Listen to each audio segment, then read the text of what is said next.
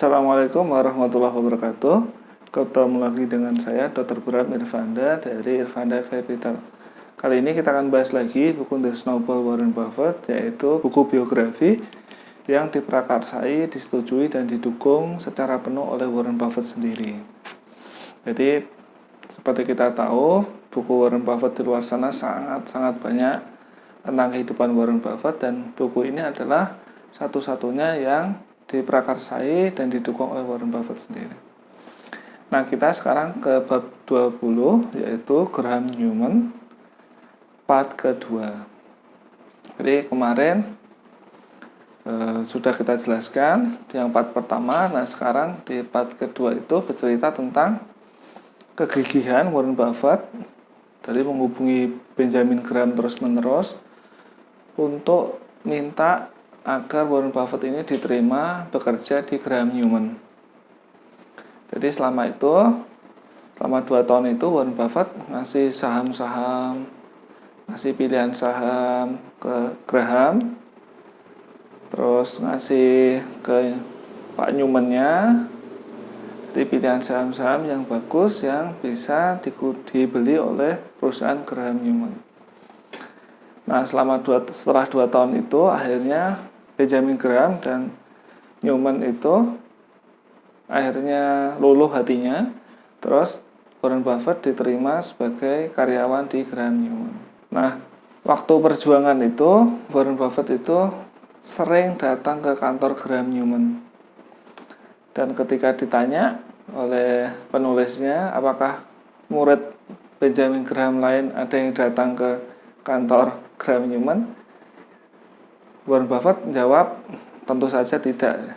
Jadi Warren Buffett bilang kalau saya seorang yang gigih, sehingga akhirnya diterima. Jadi kita lihat di sini perjuangan Warren Buffett untuk jadi karyawan atau bawahan di Graham Newman, di perusahaannya guru sekaligus orang yang paling diidolakan oleh Warren Buffett. Dan setelah perjuangan selama 2 tahun akhirnya diterima. Warren Buffett itu langsung datang ke New York, terus langsung ke kantornya Graham Newman, terus dia mulai baca buku. Jadi terimanya tanggal 1 Agustus, tanggal 2 Agustusnya sudah ada di sana.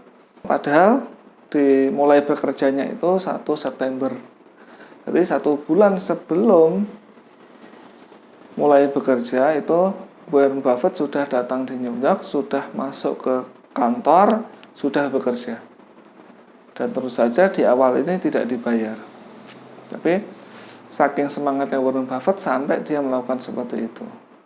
Nah, di kantor Graham Newman ini, perusahaan investasi, itu hanya ada 8 orang. Jadi karyawannya cuma 8 orang. Dan itu termasuk Benjamin Graham, Newman, terus Warren Buffett, itu semuanya 8 orang. Jadi hanya ada 2 sekretaris. Nah, Walter Scholes dan Warren Buffett ini jadi yang pesuruh-pesuruhnya. Jadi analis sekaligus pesuruh. Terus di Graham Newman ngapain? Jadi Benjamin Graham ini orang yang sangat suka cigarette. Cigarette ini adalah puntung rokok. Kalau bahasa Indonesia puntung rokok maksudnya gimana? Jadi perusahaan atau saham dari suatu perusahaan yang orang itu tidak mau ngambil lagi, tidak dipedulikan orang, sehingga harganya sangat murah. Jadi kriteria cigarette dari Benjamin Graham itu adalah bila nilai perusahaannya atau market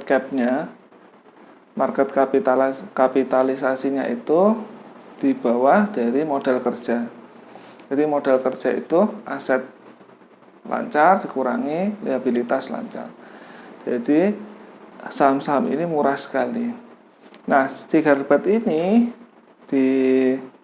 dibeli untuk dihisap sekali, terus habis itu dibuang.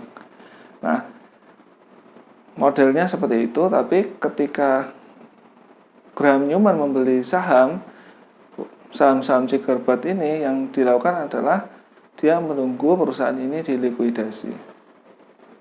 Jadi ketika dilikuidasi, terus asetnya bagus, asetnya lebih daripada utangnya, terus dia dapat untung dari itu.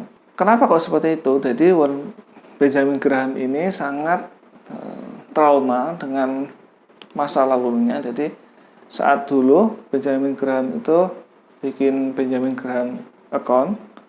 Jadi yang bapak-bapak lalu sudah kita jelaskan. Jadi Benjamin Graham ini pernah mengalami kegagalan finansial yang besar di tahun 1932.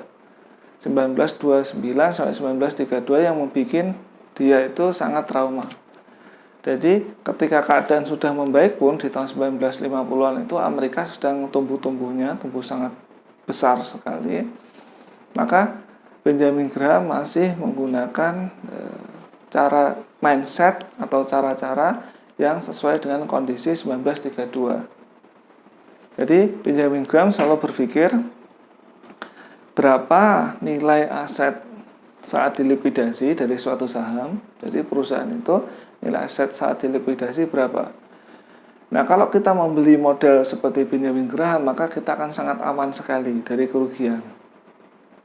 Tapi yang harus dicatat adalah untungnya tentu saja tidak bisa besar. Nilai aset saat dilikuidasi ini harus lebih besar daripada modal kerja. Terus berikutnya adalah agar lebih aman lagi, Benjamin Graham itu melakukan diversifikasi. Diversifikasinya sangat luas. Karena diversifikasinya sangat luas sehingga jumlah terkecil itu cuma $1.000. Nah, Warren Buffett ini menilai apa yang dilakukan Benjamin Graham ini tidak masuk akal, karena Warren Buffett pede dengan apa yang dia ketahui dan apa yang dia pilih, sehingga dia berani untuk berbeda dengan gurunya. Jadi Warren Buffett ini tidak meniru sesuai cetakan Benjamin Graham, tapi dia juga mengadopsi apa yang diajarkan oleh Benjamin Graham, kemudian dia olah sendiri sesuai dengan mindsetnya. Jadi kalau Warren Buffett itu dia berani membeli satu saham yang menurut dia bagus dan membeli seluruh portofolionya untuk membeli saham itu. Jadi all in di satu saham. Warren Buffett berani seperti itu. Contoh, Warren Buffett pernah membeli Geico dengan hampir seluruh hartanya. Nah, Warren Buffett menjelaskan kalau di setiap investasi itu ada opportunity cost, yaitu berarti biaya peluang.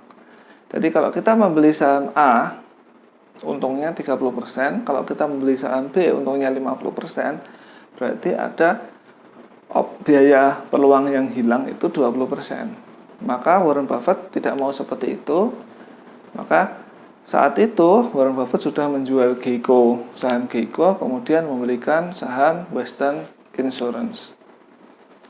Nah, saham Western Insurance ini sangat murah. Jadi ketika Warren Buffett beli itu, laba per saham itu $29 dan harga sahamnya itu $3. Jadi ini adalah saham paling murah dengan margin of safety yang paling tinggi yang pernah dimiliki atau pernah dibeli Warren Buffett sepanjang hidupnya. Dan Warren Buffett sekarang sudah 90-an tahun. Jadi ini adalah saham yang paling murah. Nah, karena saham ini sangat murah, maka Warren Buffett membeli saham ini dengan seluruh hartanya. Dan dalam negosiasi Warren Buffett sangat keras pada teman-temannya yang ikut ingin membeli saham ini. Jadi Warren Buffett membujuk dengan keras agar teman-temannya jangan beli saham ini, aku saja gitu. Dan Warren Buffett itu walaupun di rumah mungkin kelihatan sangat manja, tapi ketika berhubungan dengan bisnis dan saham dia akan sangat keras. Jadi seperti itu. Seperti itu, bab 20, part 2, buku The Snowball Warren Buffett. Bila ada pertanyaan terkait materi yang saya berikan, silakan tulis di kolom komentar di bawah. Terima kasih atas perhatiannya. Assalamualaikum warahmatullahi wabarakatuh.